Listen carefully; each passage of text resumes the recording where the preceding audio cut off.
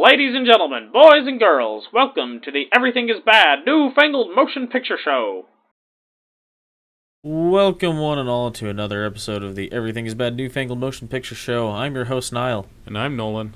And today we're going to be reviewing the latest in Disney's ongoing campaign to prove that their villains are more interesting than just about anything else in their classic animation. Talking about Cruella.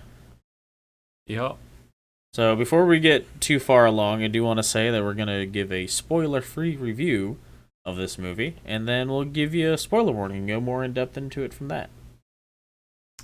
Yep. That's how it goes. Yep, that's the way of things. So this movie was honestly better than I expected it to be. Definitely. I really wasn't expecting much out of it, but I enjoyed the movie quite a bit. Yeah. It's got a ludicrous amount of licensed music in it. The soundtrack's really good, but there is a lot of licensed music. There's a lot of licensed music in there. Like, James Gunn would have been like, hold up, guys. Just settle down. Yeah. So, you don't know, like, much like Maleficent, they decided to make a movie about the villain and how, we don't understand the villain's point of view, and they're not really necessarily that bad. Yeah, of the two methods that Disney is using to adapt their animated movies into live action, the ones where they take the story from a new angle are definitely a lot more interesting. Yeah, I mean, like, Beauty and the Beast was a good movie, Lion King was a good movie, because they were almost shot-for-shot remakes of good movies. Right. But there wasn't anything new. Like, there wasn't anything that was an improvement or any reason why to watch those over the animated movies. No. This one... So this is a prequel. Yeah. To 101 Dalmatians, and it gives Cruella DeVille's origin story. Right. Yeah, and so it so I will say that it wasn't quite what I thought it was going to be based on the previews. Like, I thought it was going to be more like Baby's First Fight Club. I was comparing it more to the Joker. Yeah. I've seen a lot of people compare it to Joker and Birds of Prey. And I've seen a lot of people, online have been saying, "Oh, well, it's trying to be edgy, but it doesn't quite get there." I'm like, well, first of all, it's a Disney movie. And for a Disney movie, it's pretty darn edgy. Yeah, and also keep in mind, it's a Disney movie based off of one of the classic animated movies. It is PG-13. Yeah, and the source material for 101 Dalmatians is a book for children. It's like an elementary grade school reading level book. Yeah, and every adaptation of that book has been done by Disney. As far as I know, I don't think anyone outside of Disney has adapted it. Yeah, I don't know. So when you consider all the source material and the fact that it's drawing from a lot of Disney stuff, it's pretty edgy for what it's drawn from. Yeah. It does get dark at sometimes, but there's quite a bit of humor in it. Yeah, we were laughing through most of it. I did say, so there were some times, because there's a lot of dogs in this. Yeah. And sometimes when they couldn't reasonably train a dog to do some task, or it would have been too dangerous for a dog to do a task, they use a CG dog. Yeah. And that kind of stands out. Yeah, there's a couple spots in particular where you're like, why? You kind of get used to it, but yeah, it kind of stands out. I saw some user review on IMDb that gave it like huge markdowns because of that. I'm like, but that's all you've mentioned. Yeah. You're like, this movie is terrible because the CG dogs are bad, and that's the entire review. And I'm like, I don't think it deserved a 3 for that. They're not like, it's not like really bad CG, but it's definitely is noticeable. CG. Yeah, like you look at it and you're like, that's 100% a CG dog. Yeah. And there was a couple spots too where I was like, why would they bother CGing the dog for that? Yeah. Like there's a couple spots where I'm like, they really could have just had the dog and it would have looked better. Yeah.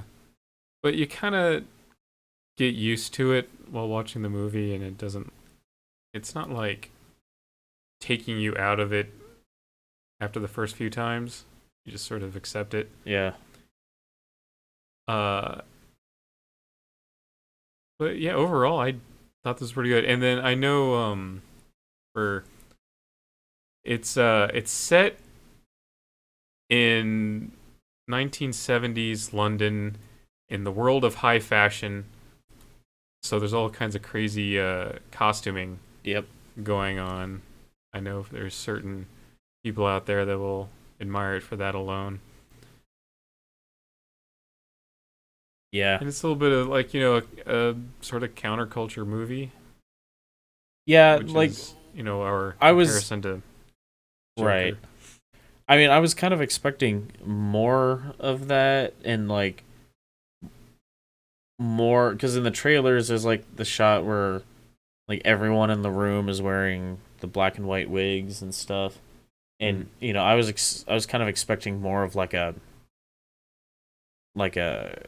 cult following thing happening, like an Operation Mayhem type thing, which is why I was saying Baby's First Fight Club, but that's not the case. It's not the case, and it's not really trying to be. And I think that's where some people are like saying like, oh, they want it to be this and it's not. And I'm like, it's not really trying to be that though. No, I feel like this movie is exactly what it's trying to be. And I think they just want a little bit edgy, a little bit counterculture, but mostly it's an origin story for Cruella de Vil. Yeah. So, and it's kind of, so it's like, okay, in Maleficent, they're like, oh, like she's this fae being or whatever, and she's been slighted, and oh, it turns out that, she, was actually the one being wronged and all this.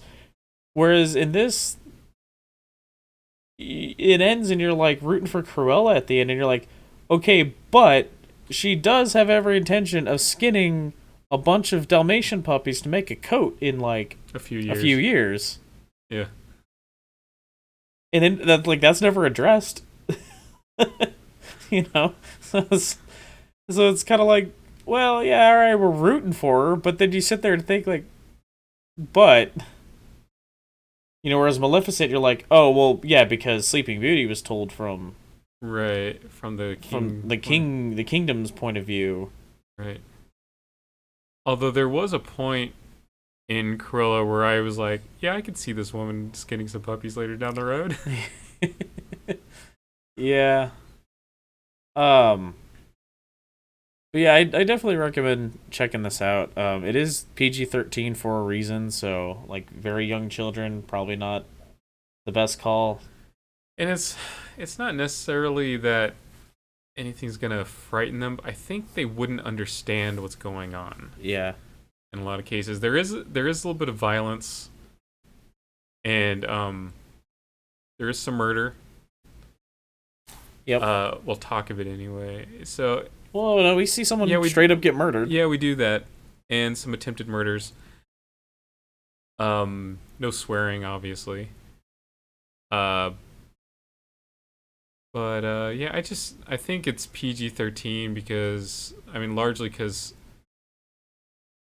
of some of the stuff they deal with. Like very young kids probably just wouldn't understand the movie necessarily. Yeah. But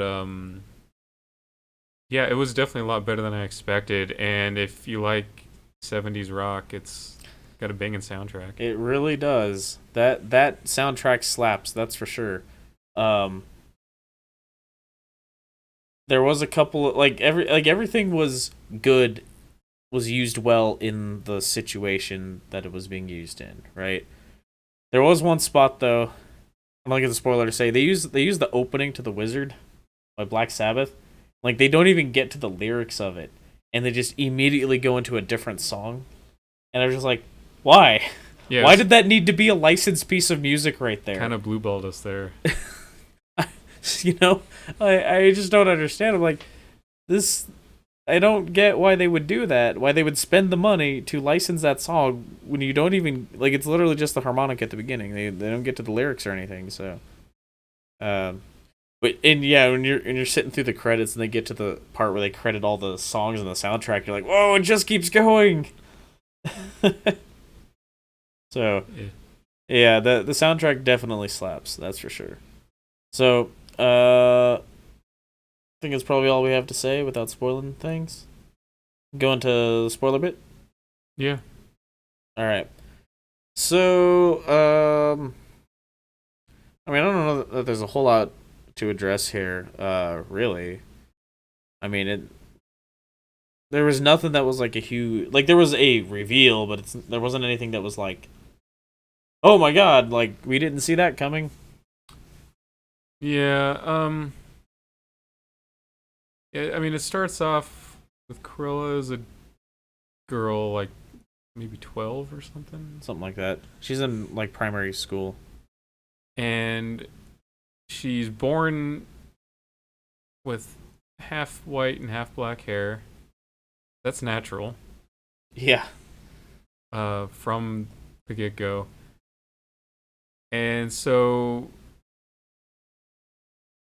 basically she tried, because her mother wants her to be good, she tries to be good, but she just doesn't take any crap from anyone. Yeah. Which leads to a lot of fights. She gets kicked out of school.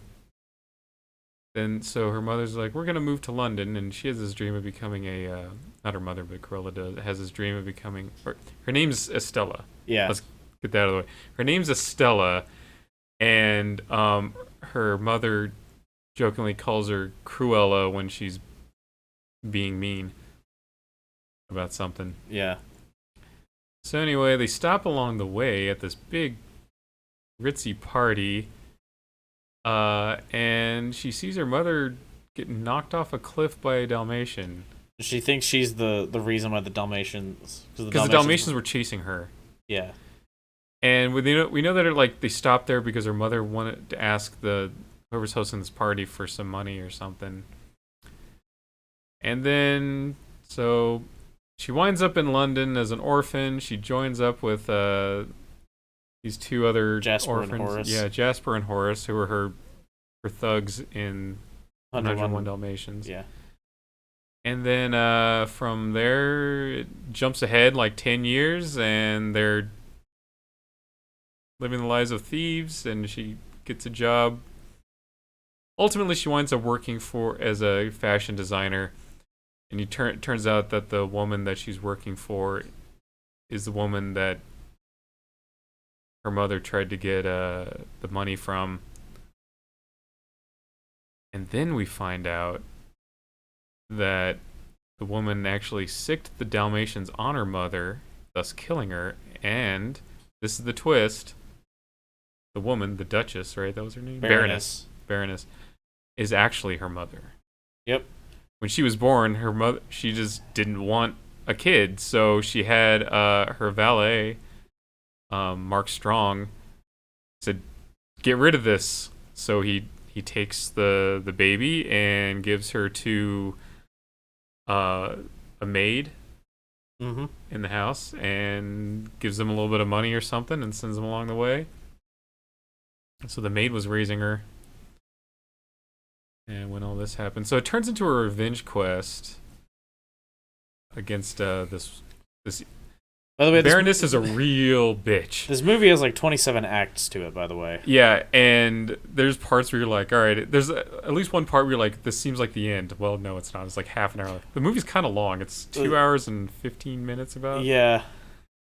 Yeah, so a big portion of it is her getting her revenge against So she's Baroness, who's a big time fashion designer, and right. So she's like showing up as Cruella and like crashing these like fashion events and drawing all the attention towards it because the Baroness is a megalomaniac in a big way, and she like she just can't stand any of the attention being drawn away from her, and that was why she didn't want the child, and that's why that's why like Cruella just like crashing these parties and drawing the attention away is like particularly irksome to her.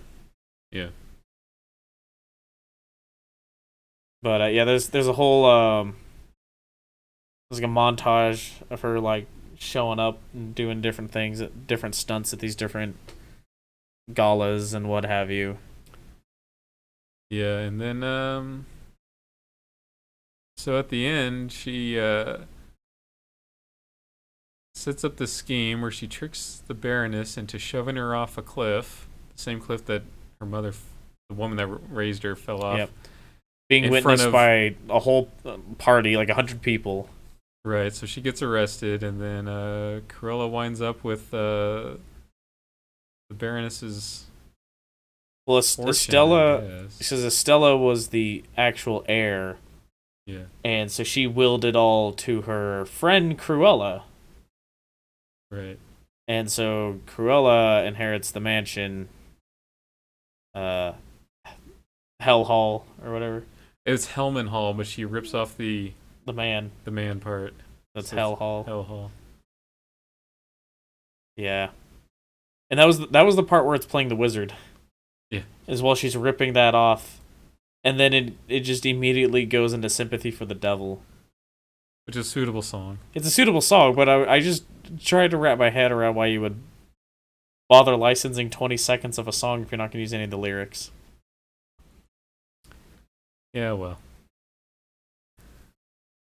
So, yeah, that's Cruella. Yeah. Like you said, better movie than expected, but I'd definitely watch it again. yeah.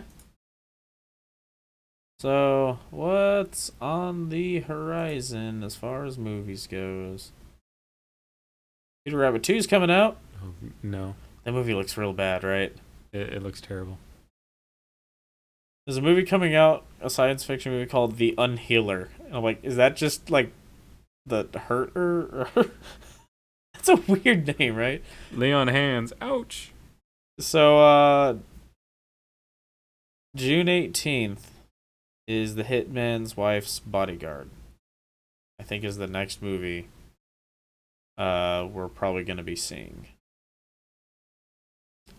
And we're probably going to be seeing that 12 Mighty Orphans movie. Because it's a period piece and an underdog sports movie. Those are usually pretty good. Yeah. And then Fast 9, according to this, comes out at the end of June.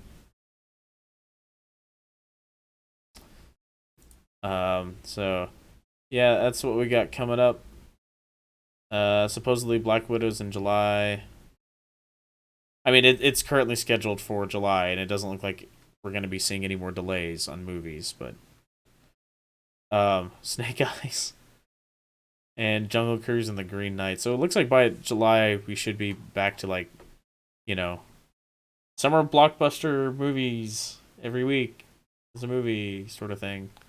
That'd be nice. Yeah, I miss it. Are we seeing Snake Eyes? The movie looks awful. Yeah, guess. It looks really bad. So, I don't know. That one's still up in the air, but yeah. So if any of that sounds of interest to you, you want to hear reviews on any of that, go ahead and check those out when they come out.